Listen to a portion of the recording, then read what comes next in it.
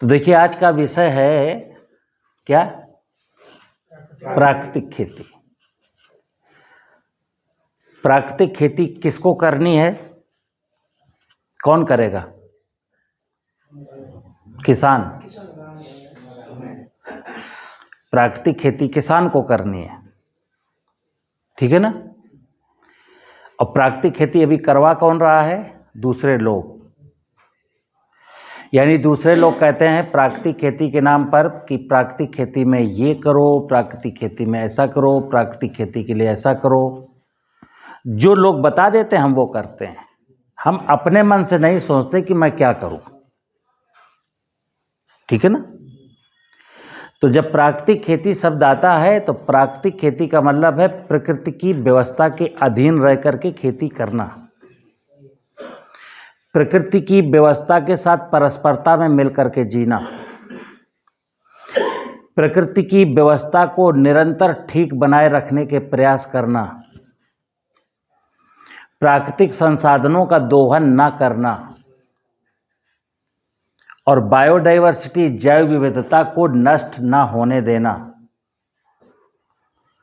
क्योंकि हमको क्या आंखों से क्या दिखता है? प्रकृति के नाम पर अगर कुछ दिखता है तो धरती तो दिखती है ना, इसको हम माँ कहते हैं। धरती को हम माँ कहते हैं, ध्यान रखना। दुनिया में जितने भी व्यवसाय आज चल रहे हैं, किसान के अलावा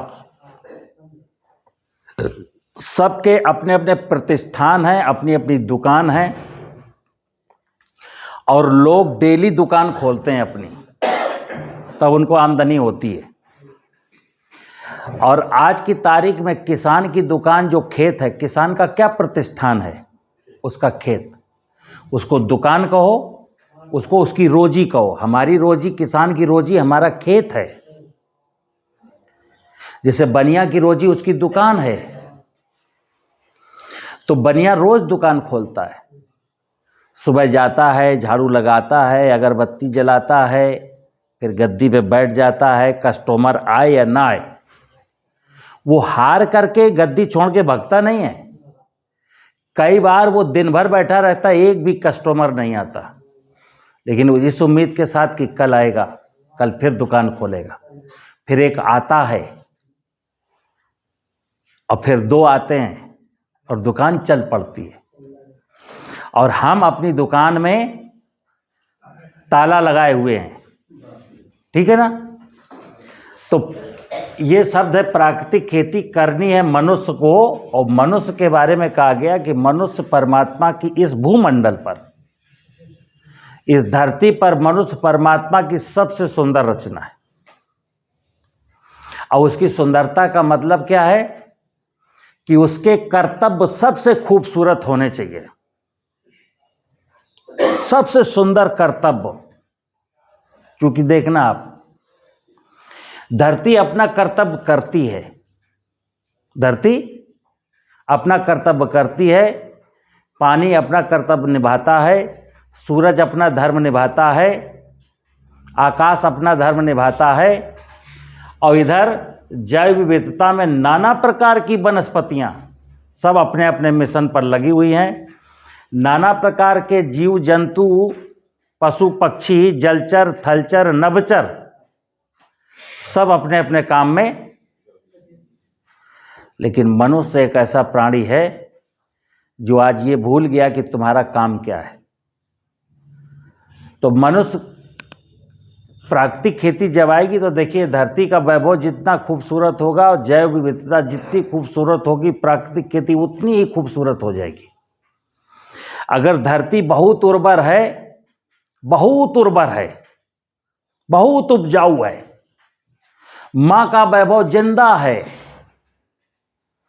तो माँ का वैभव अगर जिंदा है तो आपको कोई एक बोरी यूरिया और डीएपी बेच पाएगा क्या? आप खरीदोगे क्या? माँ अगर खूबसूरत है, माँ स्वस्थ है, तो उसमें जो माँ के कोख में जो बच्चा फसल बोई है उसमें बीमारी लगेगी क्या? तो फंजीसाइड खरीदने की जरूरत क्या है? और इस धरती माँ के ऊपर अगर बायोडाइवर्सिटी यानी जंगल है, जंगल में नाना प्रकार की चिड़ियां हैं, तो कीड़ा लगेगा क्या? तो इंसेक्टिसाइड डालने की क्या जरूरत है? और अगर किसान के घर में पालतू पशु हैं और फसल में खरपतवार हैं, तो किसान जाएगा, खरपतवारों को रोजाना निकाल के लाएगा, पशुओं को खिलाएगा। तो खरपतवार नाशी रसायन डालने की जरूरत है क्या? नहीं है। तो प्राकृतिक खेती में जब हम प्राकृतिक खेती की बात करते हैं तो प्रकृति के वैभव को सजाने की बात करते हैं, पूरी समझदारी के साथ चलते हैं। प्राकृतिक खेती समझदारी का विज्ञान है। प्राकृतिक खेती का मतलब है कि अपनी इंद्रियों को ठीक दिशा में चलाना, अपने विचार प्रकृति के प्रति अच्छे बनाए रखना। अभी क्या हो रहा है? अभी तो मेरी लालची प्रवृत्ति प्रकृति को, धरती माँ को कुछ भी देना नहीं चाहते। धरती माँ में मैं सोचता हूं कि 1 बोरी यूरिया 1 बोरी DAP डाल देंगे और गेहूं काट लेंगे। तो ठीक है, जो हम बोएंगे वो हमें काटना पड़ेगा। आज हम अपनी फसलों के उत्पादन में फसल का बीज बोते हैं, फिर रासायनिक उर्वरक डालते हैं, खरपतवार नाशी रसायन डालते हैं, कीटनाशी रसायन डालते हैं, फफूंदनाशी रसायन डालते हैं। तो मैंने बीज भी बोया, केमिकल फर्टिलाइजर भी बोए और पेस्टिसाइड भी बोए। तो जो बोगे वो काटोगे।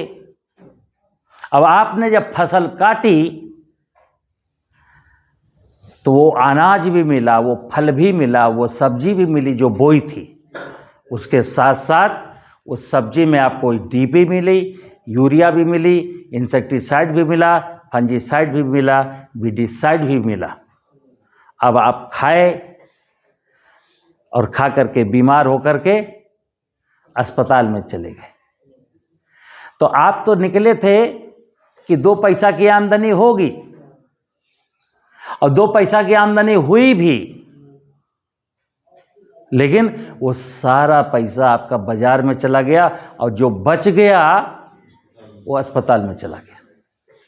आपके हाथ नहीं लगा कुछ। तो आज की तारीख में बहुत सारे लोग प्राकृतिक खेती के नाम पर क्या कहते हैं, प्राकृतिक खेती में फायदा है क्या? बोले अरे बहुत फायदा है, प्राकृतिक खेती की उपज बहुत महंगी बिकती है। तो फिर सुनना यहाँ क्या मिस्टेक हो रही है।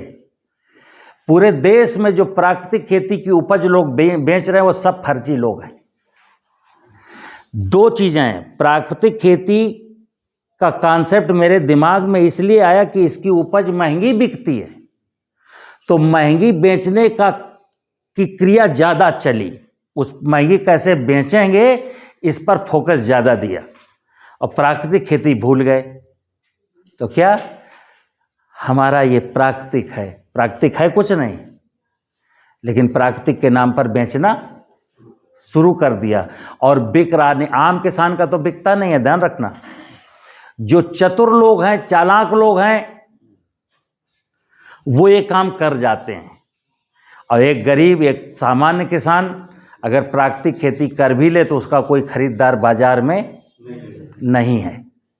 तो मैं विनोद कुमार सचान स्पष्ट बता दूं, सबसे यही कहता हूं, प्राकृतिक खेती इस लालच में कभी मत करना कि अगर मैंने प्राकृतिक विधि से चना बोया है तो ये चना मेरा 100 रुपया किलो बिकेगा। ना, ये पाप है, ऐसा संभव ही नहीं है। तो प्राकृतिक खेती सिर्फ इसलिए करनी है क्योंकि प्रकृति मेरी माँ है, प्रकृति की व्यवस्था में भगवान रहते हैं और भगवान की माया जिंदाबाद। जिस दिन मैं कहूँगा भगवान की व्यवस्था जिंदाबाद, भगवान जिंदाबाद, भगवान की माया जिंदाबाद, उस दिन फिर आप देख लेना किसान जिंदाबाद। और अगर भगवान की व्यवस्था मुर्दाबाद तो फिर किसान भी मुर्दाबाद।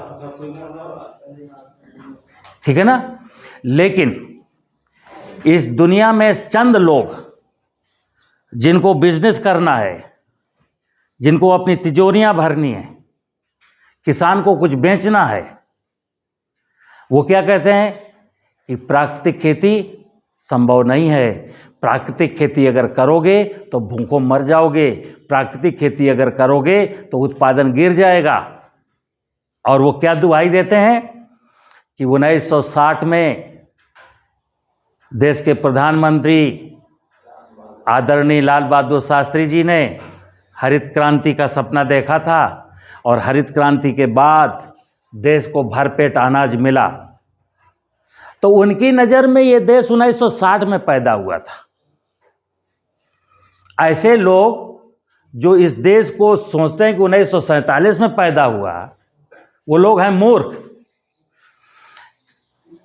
हमारा देश तो अनादिकाल से है, ज्ञान का प्रकाश यहीं से फैला। हम सोने की चिड़िया कहलाते थे, हम भारत विश्व गुरु था, हम पुरोहित राष्ट्र थे। और 17वीं शताब्दी में भारत जो है ना सबसे दुनिया की सबसे बड़ी अर्थव्यवस्था था। क्यों था? क्योंकि तब मेरे फोरफादर, मेरे बाबा परबाबा जो भी थे, वो प्राकृतिक खेती को समझते थे, वो धरती को माँ मानते थे, धरती को खूबसूरत बनाने के लिए अथक प्रयास करते थे। खेत की मजबूत मजबूत मेड़ें होती थीं, खेत की मेड़ों पर पेड़ होते थे, गांव में बड़े बड़े जलाशय होते थे, बरसात का पानी जलाशयों में रुकता था, कुओं से पानी पिया जाता था। अब क्या हुआ? मेड़ें मैंने काट दी, पेड़ मैंने काट दिए, जलाशय पे कब्जा हो गया, तो कुएं सब बंद हो गए। बैल मैंने बेच दिया, बैल बेच करके ट्रैक्टर खरीद लिया, तो जमीन हमारी ये धरती माँ के ऊपर मित्र, जब आप 3 टन का ट्रैक्टर साल में 10 बार जब दौड़ाते हो तो वो चीखती चिल्लाती नहीं है, उसकी आवाज़ आपको सुनाई नहीं देती, लेकिन उसकी आवाज़ अगर आप सुनना चाहेंगे तो सुन सकते हैं। वो कराहती है, बिलखती है। लेकिन हम तो बस आधुनिक युग के लोग हैं, टेक्नोलॉजी का दम्भ भरते हैं, और उसी का परिणाम है कि आज किसी के चेहरे पे मुस्कान नहीं है। तो मित्र, आज का जो मेरा विषय बिल्कुल सरल है कि प्राकृतिक खेती करनी है। प्राकृतिक खेती बिल्कुल सरल है, और प्राकृतिक खेती करने के बाद आपके जीवन में आनंद आना ही आना है। प्राकृतिक खेती के बाद फिर किसी किसान को सुसाइड नहीं करना, प्राकृतिक खेती के बाद फिर किसी किसान को कर्जदार नहीं रहना, प्राकृतिक खेती के बाद फिर किसान क्या होगा? उन्नत खेती, मध्यम मान, निश्चित चाकरी, भीख निदान। फिर खेती दुनिया का सबसे खूबसूरत व्यवसाय है। और माँ की मैं क्षमता बता दूं, माँ की क्षमता, ये माँ अगर मेरी स्वस्थ है, और माँ के स्वस्थ की पहचान है इसमें ह्यूमस।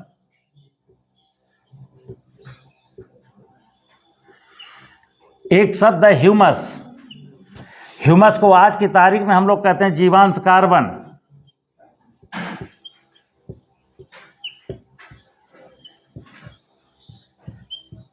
इस जीवांश कार्बन को जमीन में 1% कम से कम 1% तो होना ही चाहिए। कितना? कम से कम। अगर अधिक हो जाए तो और अच्छा, लेकिन आज है कितना? 0.3%। अब आप देखना, यहां से शुरू करना। जिस मां के शरीर में ह्यूमस नहीं है, जीवांश कार्बन नहीं है, जिस मां के शरीर में, जैसे हमारे शरीर में अमूमन हमारे जैसे शरीर में 4.5 किलो खून होना चाहिए, और खून में 16 यूनिट से ज़्यादा हीमोग्लोबिन होना चाहिए। अभी हमारा 1 किलो खून निकल जाए तो अभी मैं बेहोश होकर गिर जाऊंगा। माँ तो कब की बेहोश होकर गिरी हुई है, क्योंकि 1% होना चाहिए और 70% खून बह गया इसका। माँ तो कब की बेहोश है। इसीलिए बेहोश पड़ी माँ के कोख में जब मैं गन्ने का, आलू का, गेहूं का बीज बोता हूं, तो यूरिया का, डीएपी का, जिंक का, सल्फर का तड़का लगा लगा करके, पानी का छींटा मार मार करके उसको जगाता हूं कि हे माँ जाग, हे माँ जाग, देख गन्ना बोया है, हे माँ जाग, वो जगती है फिर कोमा में चली जाती है, जगती है फिर कोमा में चली जाती है। तो हम प्राकृतिक खेती में सबसे पहला काम करना है कि धरती माता में आपके पास 2 बीघा 4 बीघा 10 बीघा जितनी भी जमीन हो, जिस किसान के पास, वो उसकी माँ है, और उसको अंतःकरण से स्वीकार कर लो, मान लो कि ये मेरी माँ है। अगर तुमने उसको मान लिया कि ये मेरी माँ है, तो वो भी मान लेगी कि तुम मेरे पुत्र हो। जब माँ ने मान लिया कि तुम मेरे पुत्र हो और पुत्र ने मान लिया कि तू मेरी माँ है, बस इतना सा रिश्ता है। अगर एक किसान ने अपनी माँ के साथ कायदे से रिश्ता जोड़ लिया, तो उसको ये जो नाना प्रकार के जो लोग घूम रहे हैं ना बाजार में कि मेरा ये ले लो, मेरा ये ले लो, मेरा ये ले लो, क्या जरूरत है, मैं क्यों ले लूं? मेरी माँ में ऐसी कौन सी चीज है जो तू देगा मुझको? मेरी माँ सब कुछ दे देती है हमको, कुछ भी नहीं कहती है, सब कुछ दे देती है, लेकिन बस तहे दिल से, अंतःकरण से इस माँ को माँ मान लेना है और मान करके पूछना है माँ से कि हे माँ, मैं तेरी क्या सेवा करूं। बस यही आपको अभी ज्ञान नहीं है, वो मैं आगे बताने जा रहा हूं। क्या करना, कुछ नहीं करना, बिल्कुल सरल काम है। माँ को अगर मान लियो तो मान लो। तो पहला सूत्र क्या है कि अगर ये मेरी माँ है तो माँ का बाप भी होता है, पिता भी होगा मेरा कोई। तो खेती में क्या कहते हैं, बीज तो मैं बोऊंगा धरती माँ की कोख में, यहां बीज बोया मैंने,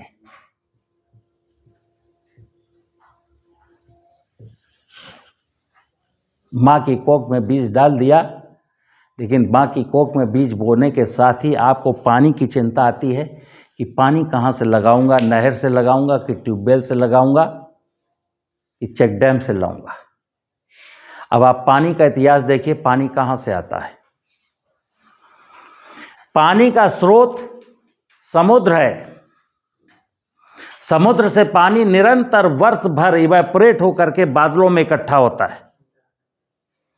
बारिश के सीजन में पानी बरसता है। ये सब भगवान की महिमा है, ये सब भगवान का खेल है। भूमि का, गगन का, आकाश का, अग्नि का और नीर का, पूरा पंच महाभूत का विज्ञान है। ये 5 देवता आपस में इतना बढ़िया काम करते हैं कि तुमको कुछ जरूरत, बस इनको काम करने दो, और जो काम ये कर दें, जो आपको दे दें, पकड़ लो। अभी बारिश होगी और बारिश में पानी जब बरसेगा, ये आपका खेत है,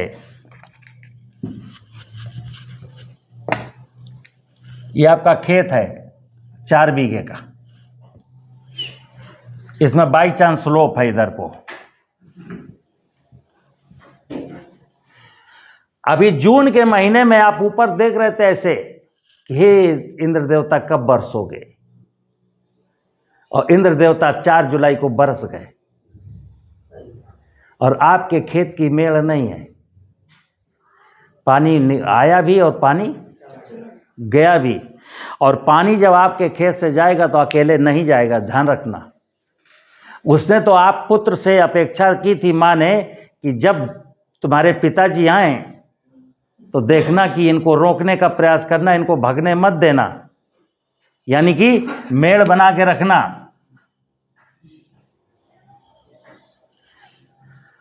तुमने मेड़ नहीं बनाई, पानी बह गया तो जाते जाते क्या कर गया कि माँ का कलेजा भी ले गया, यानी कि जमीन में जो उपजाऊ क्षमता थी उसको भी अपने साथ ले गया।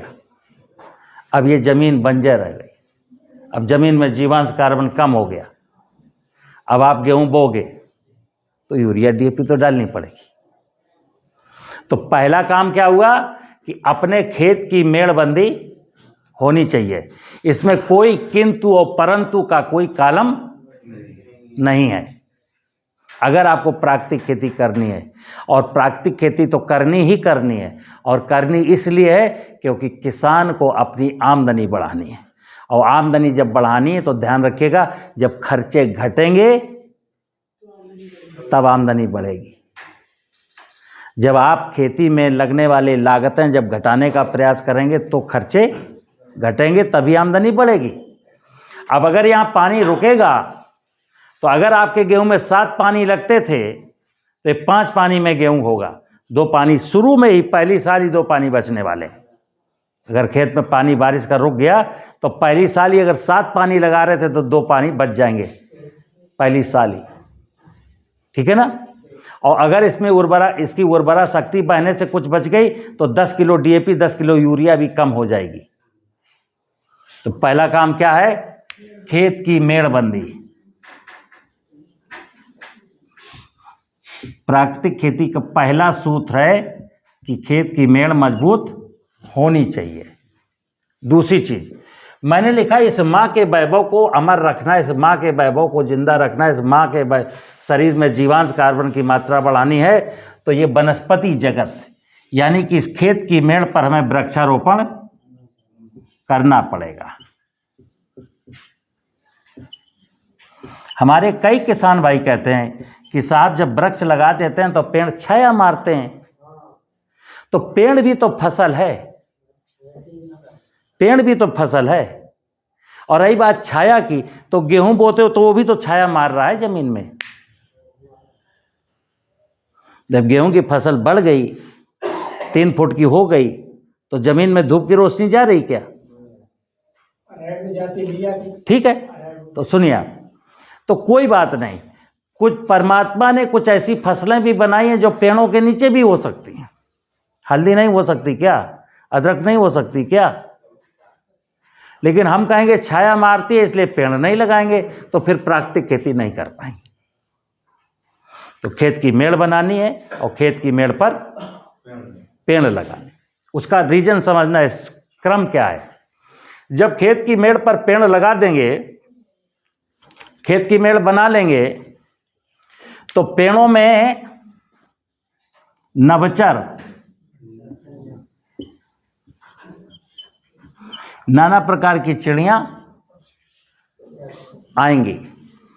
पेड़ नहीं होगा तो नहीं आएंगे, पेड़ होगा तो आएंगे। लेकिन पेड़ भी कौन प्रकार के? हमको 365 दिन रोटी चाहिए, पक्षी को भी 365 दिन खाना चाहिए। पक्षियों का पहला भोजन है इंसेक्ट। जो आपके खेत में कीड़े लगेंगे, पहला काम यही है, कीड़े पक्षी जितने भी हैं सब इंसेक्ट खाते हैं। लेकिन कई बार जब इंसेक्ट नहीं होते तो क्या खाते हैं? गूलर का फल खाते हैं, पाकड़ का फल खाते हैं, जामुन खाते हैं, आपके मटर की फली भी खाते हैं। इसीलिए मेरे पूर्वज कह रहे थे दाने दाने पर लिखा है। लेकिन हम आज की तारीख में क्या कह रहे हैं? नहीं, इस यूनिवर्स में, इस धरती में जितनी भी वन वनस्पतियां सब मेरी हैं, मैं किसी को खाने। तो परमात्मा की व्यवस्था के खिलाफ है ना ये बात। तुम कौन होते हो भाई किसी को नहीं खाने दोगे? और ये जब से सोचा है ना आपने मैं किसी को नहीं खाने दूंगा, तभी तुम्हारे खाने में जहर आ गया। लो खाओ जहर वाला खाना। अगर किसी को खाने देते, अगर पक्षी होते, पक्षी मान लेते हैं कुछ दाना खा जाएंगे, लेकिन पहले तो उन्होंने कीड़ों से आपकी फसल की बचाया है। और जब कीड़े नहीं हैं तो 2 दाना खा भी लिया है। लेकिन आपको बिना इंसेक्टिसाइड वाला भोजन तो मिला है, बिना दवा वाला तो मैंने खाया है। वो बिना दवा वाला खा करके तो मैं हंस सकता हूँ, दवा वाला खा करके तो मुझे अस्पताल जाना ही जाना है। तो आपको तय करना कि आपको अस्पताल जाना है कि घर में बैठना है। तो खेत की मेड़ पर वृक्ष लगाने। अब फसल में लगती है बीमारी। तो इस धरती माँ में जो ह्यूमस की कहानी है, तो धरती को माँ जब कहते हैं तो देखो, माँ का मतलब है कि ये जिंदा है। माँ का मतलब भाई अगर मरी हुई है तो माँ कैसे हो सकती है? तो माँ का मतलब है धरती मेरी जिंदा है। और जिंदा किसकी बदौलत है? देखिए आप, केंचुआ,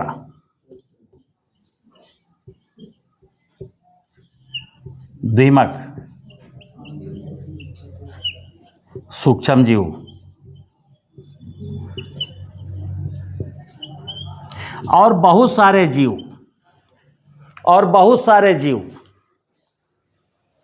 धरती में बहुत सारे जीव रहते हैं थलचर के नाम पर। यही धरती की आत्मा है। इस आत्मा को पिछले 70 सालों में हरित क्रांति के नाम पर, पेस्टिसाइड के नाम पर, यूरिया डीएपी के नाम पर, मैकेनाइजेशन के नाम पर केंचुआ भी मारा, दीमक भी मारा और सूक्ष्म जीव भी मारे। तो माँ की तो आत्मा खत्म कर दी, इसीलिए तो माँ कोमा में चली गई, इसीलिए हमको यूरिया डीएपी देना पड़ता है, इसीलिए मिट्टी की जांच करानी पड़ती है, संतुलित उर्वरकों का कारोबार चल रहा है। देखना आप, जब ये माँ खराब होती है, माँ अस्वस्थ होती है, तब शुरू होता है सिलसिला काय का कि फसलों को कौन कौन से पोषक तत्व चाहिए।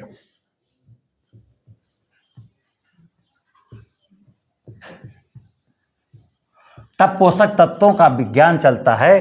फिर कहा जाता है कि नाइट्रोजन चाहिए, फास्फेट चाहिए, पोटाश चाहिए, जिंक चाहिए, मैग्नीज चाहिए, सल्फर चाहिए, मैग्नीशियम चाहिए, आयरन चाहिए, बोरोन चाहिए। क्यों चाहिए यार?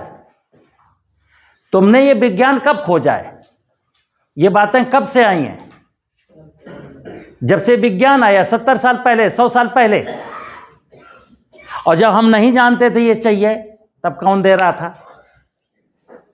100 साल पहले अब नहीं जानते थे कि पौधों को नाइट्रोजन चाहिए, फास्फोरस चाहिए, पोटाश चाहिए, जिंक चाहिए, आयरन चाहिए, नहीं जानते थे। जब नहीं जानते थे तो भी धरती माँ दे रही थी। जो चाहिए वो सब कुछ माँ के पास था। और जैसे ह्यूमन साइंस में मनुष्य के बारे में कहा गया है कि अगर मनुष्य को स्वस्थ रहना है तो उसको इतना कार्बोहाइड्रेट चाहिए, इतना प्रोटीन चाहिए, इतना आयरन चाहिए, इतना विटामिन चाहिए, इतना फैट चाहिए, इतना मिनरल चाहिए। यार कहाँ फंसा दिए आदमी को? सिंपल सी कहानी, दाल रोटी खाता तो सब फैट मिनरल सब कुछ मिलता था। सरल चीज को कठिन क्यों बना रहे हो? हमारी अगर जमीन स्वस्थ है, बस ध्यान रखना, केवल कहानी इतनी सी है कि अगर ये धरती माँ स्वस्थ है, समझना बात को,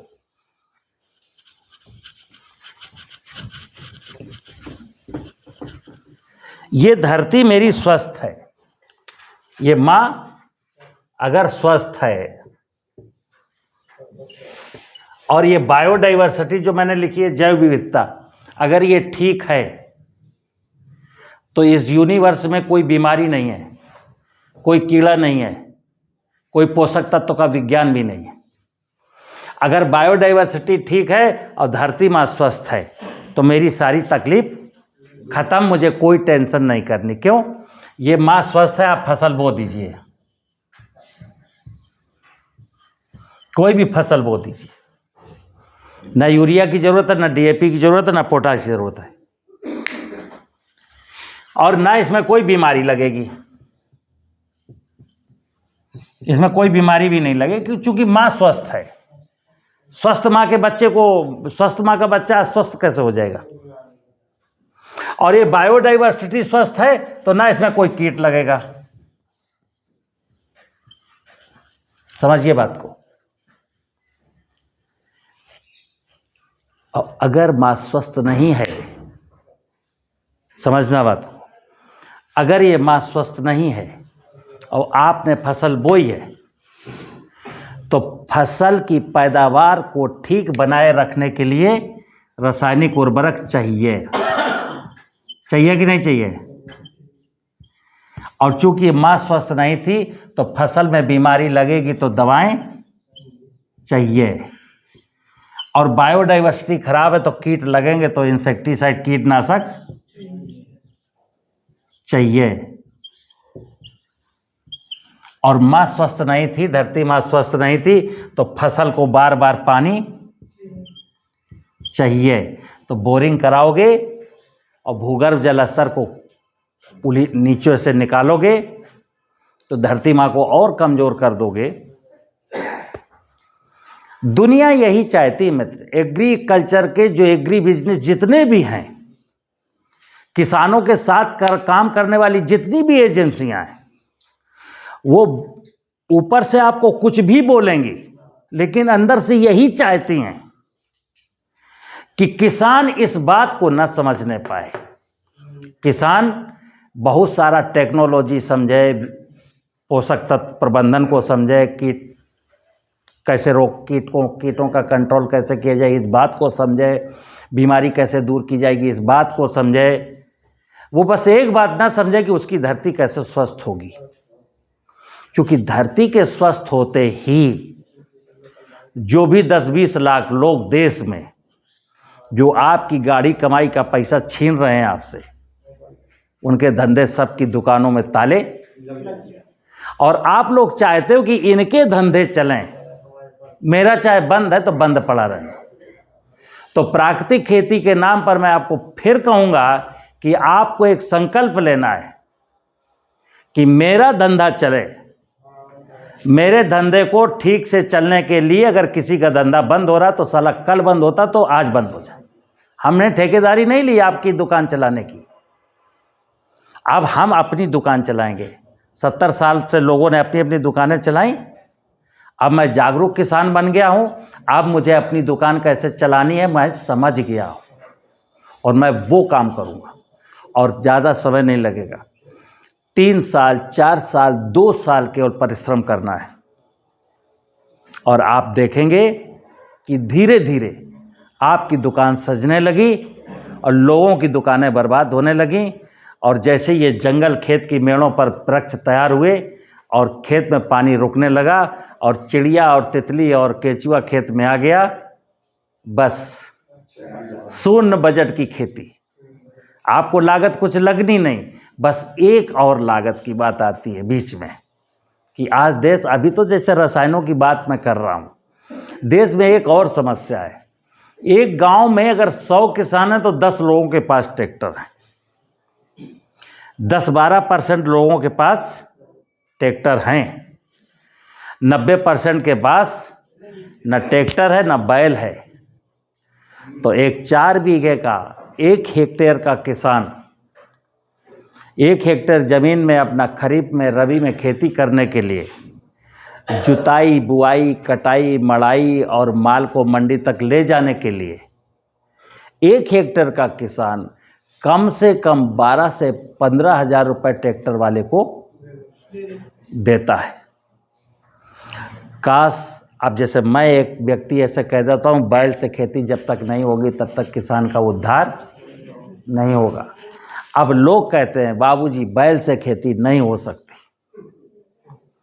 बड़े बड़े बुद्धिजीवी भी कहते हैं सचान साहब लोग चंद्रमा में जा रहे हैं और आप बैल से खेती की बात कर रहे हैं। बैल से खेती कोई नहीं कर सकता। ये वो लोग हैं जो आग लगाते हैं कि किसान हकीकत को ना जाने और यूं ही बर्बाद होता रहे।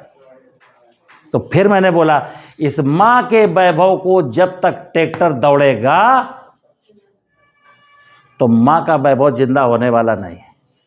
जब तक ट्रैक्टर दौड़ेगा तो आपके गांव में जो जल स्तर 150 फुट चला गया कभी 40 फुट आने वाला नहीं है। क्यों? मिट्टी सारी की सारे खेतों में कॉम्पैक्ट हो गया, खेत ठोस हो गए, वर्षा का पानी नीचे सीपे जो कि जा ही नहीं पाता है। ठीक है ना? तो हमको क्या 2 चीज़ और करनी है कि एक बार कोशिश करनी है, इस संभावना पर विचार करना है कि क्या मैं बैल से खेती कर सकता हूं। क्योंकि एक चीज ध्यान रखिएगा, गाय को मैं क्या बोलता हूं, आज की तारीख में एक शब्द आया गौ आधारित है। गौ आधारित कृषि। देखना, गौ आधारित कृषि का मतलब सिंपल है, बैल से खेती।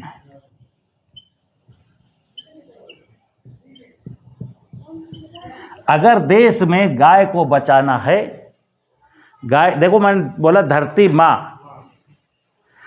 माँ को बचाना है तो जंगल को बचाना है, धरती माँ को बचाना है तो गाय को बचाना है। और गाय पेशाब से नहीं बचेगी, ध्यान रखिएगा। जैसे आज लोग कहते हैं गौमूत्र गौमूत्र गौमूत्र। गाय अगर पालेंगे तो बछड़ा देगी, बैल बनेगा, दूध देगी, पिएंगे, गौमूत्र तो देगी ही देगी यार। गौमूत्र कहाँ जाने वाला है? लेकिन गाय जब पालेंगे ही नहीं तो गौमूत्र कहाँ से आएगा? अब गाय ना पालने के पीछे एक ही कारण है कि बैल से तो कोई खेती करता नहीं है, बैल बिकता नहीं है। अगर गाय ने बछड़ा दे दिया तो कटना उसको है नहीं, खेती बैल से मैं करूंगा नहीं, तो जब मैं नहीं करूंगा तो बछड़ा बिकेगा कैसे? लेकिन आप याद करिए, बहुत दिन नहीं गुजरे, मेरे बचपन की बात है, आज 58 साल की उम्र हो गई, जब 8-9 साल 10 साल का था, गांव में मेरा एक बैल मर गया। 3 दिन रोटी नहीं बनी भाई साहब। क्यों? बैल एक मरने का मतलब है खेती अस्त व्यस्त हो चुकी है। अब फिर 200 रुपया का बैल खरीदा जाना है और 200 रुपया नहीं है।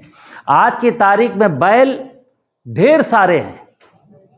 जिस बैल को कभी मैं खरीदता था वो आज सड़क पर घूम रहा है और सांड बन गया है। और किसान रात रात भर अपने गेहूं की, चने की, मटर की रखवाली कर रहा है।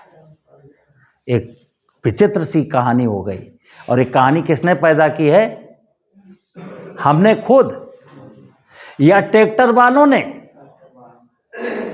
ट्रैक्टर को आज भी ट्रैक्टर पर लोन, ट्रैक्टर पर सब्सिडी, बैल पर लोन, बैल पर सब्सिडी। बैल से खेती करने वाले को कुछ तवज्जो देना, बैल से खेती करने वाले को कुछ अनुदान देना, ऐसी कोई स्कीम नहीं। लेकिन इसका मतलब ये नहीं है कि अगर मेरी ज़िंदगी, अगर मुझे जिंदा रहना है, अगर मुझे अपने बच्चों का फ्यूचर अच्छा रखना है, तो सरकारी योजना में है या नहीं है, क्या है क्या नहीं, हम उसमें फंद में क्यों पड़े? बार बार अपने जीवन की खुशियों के लिए सरकार के पास क्यों जाएं? हम भी तो कुछ सोचेंगे कि नहीं सोचेंगे? कि सरकार का मुंह तक करके बैठेंगे कि सरकार क्या करती है? सरकार के पास बहुत सारे काम हैं, तो हम भी अपना काम करें, सरकार भी अपना काम करे। हमारा काम ये है कि एक ही उद्देश्य है, इस मातृभूमि को जिंदा रखने के लिए मुझे जो कुछ भी करना पड़ेगा सब कुछ करूंगा। चलो, किसी ने कहा साहब बैल तो नहीं पालेंगे, तो फिर मैं क्या कहूँगा? कोई बात नहीं, बैल मत पालिए, छोटा ट्रैक्टर ले लीजिए, हाथ से चलने वाला ले लीजिए, 2 पहिए का ले लीजिए, जो 1.25 लाख का आता है, उसे खेती करिए। भाई 1.25 लाख वाला ले लीजिए, उसे खेती करिए। लेकिन 3 टन वाला ट्रैक्टर तो बैन करना पड़ेगा, क्योंकि धरती, मैंने बोला धरती अगर मेरी माँ है तो विष्णु मेरा पिता है। विष्णु मेरा पिता है, और पिता के बिना तो खेती नहीं होगी। चाहे पानी नहर से मिले, नहर से भी पानी मिलेगा तो डैम से आएगा, डैम में पानी वर्षा से आएगा। भूगर्भ जल से निकालोगे, बोरिंग से निकालोगे, तो बोरिंग जहाँ से पानी निकाल रहे वहाँ भी पानी वही वर्षा का जाएगा। अभी क्या है, हमने पानी 40 फुट कुएं से निकाला, फिर 90 फुट के हैंडपंप से निकाला, अब 250 फुट की समर से निकाल रहे हैं। आपको पता है कि कल पानी 450 फुट पर मिलेगा भी कि नहीं मिलेगा? पता है? अगर किसी गांव में, किसी जिले में, किसी ब्लॉक में पानी खत्म हो जाए तो आपके पास 20 एकड़ जमीन है, आप गांव के जमींदार कहे जाते हो। अब मैं आपसे पूछता हूं कि आप जमींदार हैं क्या? जहां पानी नहीं है, इसीलिए कहा गया रहीमन पानी राखिए, बिन पानी सब सून, पानी मिले न उबरे मानस मोती चून। तो मुझे धरती माँ की उर्वरता को बनाए रखने के लिए पानी भी जरूरी है। जैसा मैंने बोला कि ठीक 50 साल पहले इसी धरती माता में रबी के सीजन में चना, मटर, मसूर, जौ, अलसी, राई के लिए न पलेवा करते थे और न सिंचाई करते थे और फसल काट लेते थे, न यूरिया देते थे, न डीएपी देते थे। माने कि 70 साल पहले मेरी ये माँ काफ़ी हद तक ठीक थी। और आज अगर इसी माँ पर आप राई बोने के लिए पलेवा करनी पड़ती है और फिर राई में एक पानी देना पड़ता है, फिर राई में थोड़ा सा यूरिया डीएपी का तड़का भी लगाना पड़ता है, फिर माहू के नियंत्रण के लिए आपको इंसेक्टिसाइड भी डालना पड़ता है, तो ध्यान रखिएगा कि माँ लुट चुकी है।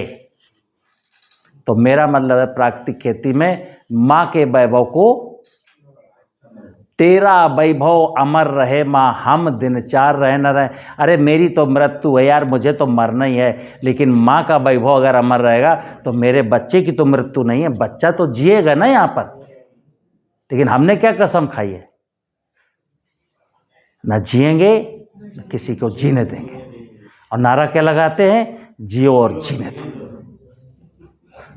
ऐसा दोगलापन, बोलेंगे कुछ करेंगे कुछ, ऐसा नहीं चलेगा। तो खेती का सारा दारोमदार किस पर निर्भर है, माँ पर निर्भर है।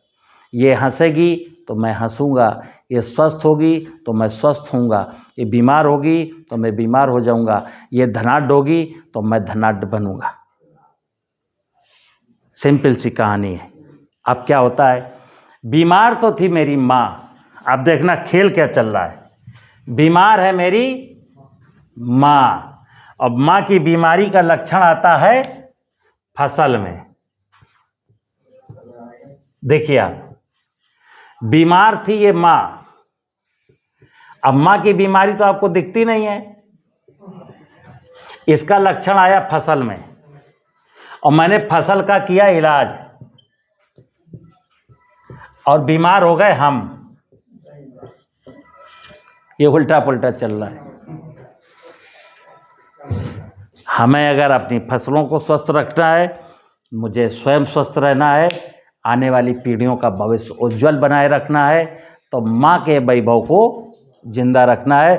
और माँ के वैभव को जिंदा रखने के लिए खेत की मेड़ बनानी है, खेत की मेड़ पर पेड़ लगाने हैं, क्योंकि बायोडाइवर्सिटी, जैव विविधता, ये माँ शिव है, ये धरती ही शिव का स्वरूप है। और ये बायोडाइवर्सिटी पार्वती है, प्रकृति रूप प्रकृति है। बायोडाइवर्सिटी का मतलब पार्वती, इस शिव की पार्वती से शादी हुई है, इसीलिए शिव को क्या कहते हैं, अर्धनारीश्वर।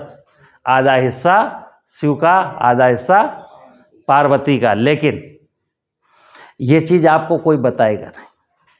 आपको तो कैलेंडर में एक आदमी मिलेगा जिसे ऐसे फाड़ देते हैं, आधा हिस्सा स्त्री का कर देते हैं, आधा हिस्सा पुरुष का कर देते हैं, बस यही दिखाते रहते हैं।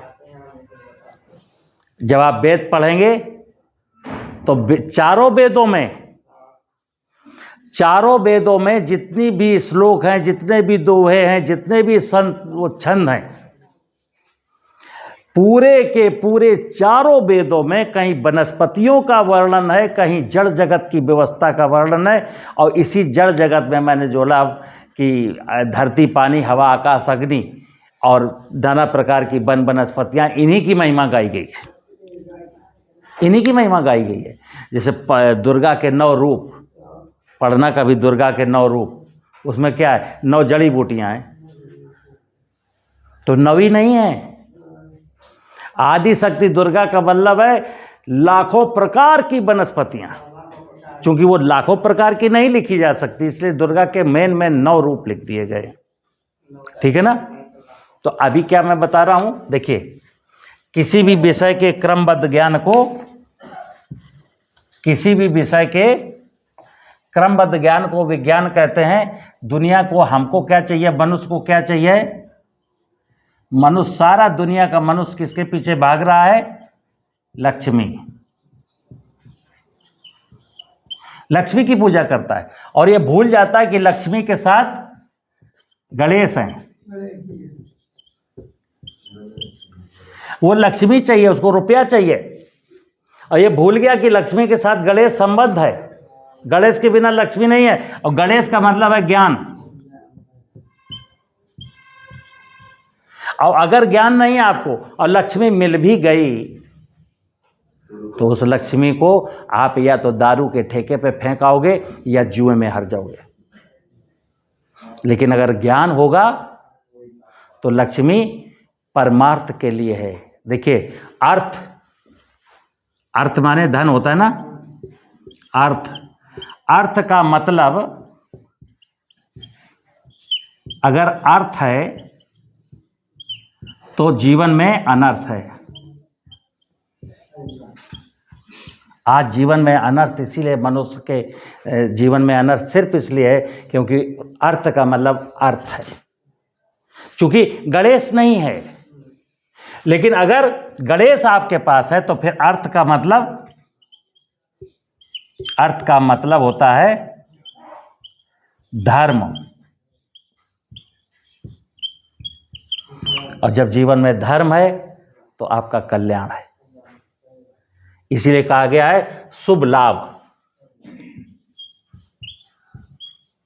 शुभ, ऐसा लाभ, शुभ लाभ तभी होगा जब आपको ज्ञान होगा। और चूंकि आज की तारीख में सब अज्ञानी है, इसीलिए अर्थशास्त्र में कहीं बोले शुद्ध मुनाफा, शुद्ध मुनाफा, शुद्ध मुनाफा। हर व्यवसायी कह रहा शुद्ध मुनाफा कितना होगा, शुद्ध लाभ कितना होगा। अरे शुभ लाभ, शुभ लाभ का मतलब होता है कि मैं जो काम कर रहा हूं उससे मुझे भी फायदा है, अगले को भी फायदा है। शुभ लाभ में मैं अपनी खेती में रसायन नहीं डालूंगा। क्यों? क्योंकि वो रसायन जो भी खाएगा हमारा फसल का उत्पाद, जो भी खाएगा उसको नुकसान होगा, वो भी अस्पताल पहुंच जाएगा। तो ये शुभ लाभ नहीं है। तो मेरा जीवन परमार्थ के कारणे साधुन धरो। तो हम परमार्थ के लिए पैदा हुए हैं। और मनुष्य का, मैंने बोला, इस यूनिवर्स में चूंकि हर इकाई का कोई ना कोई कर्तव्य है, तो मनुष्य चूंकि परमात्मा की सबसे सुंदर रचना है, इसलिए मनुष्य का भी कोई कर्तव्य होगा। और मनुष्य का कर्तव्य दुनिया की हर इकाई से खूबसूरत होगा। और खूबसूरती का मतलब यही है कि मैं कोई भी ऐसा काम ना करूं जिससे धरती का, माँ का वैभव खतरे में पड़ जाए, या बायोडाइवर्सिटी खतरे में पड़ जाए, या किसी का जीवन खतरे में पड़ जाए, या संसार की कोई भी इकाई का जीवन खतरे में। इसलिए मैं क्या कहता था, खेती का मूल मंत्र है सर्वे भवन्तु सुखिनः, सर्वे सन्तु निरामया, सर्वे भद्राणि पश्यन्तु, माँ कश्चित् दुःखं भावयेत्। बोलो।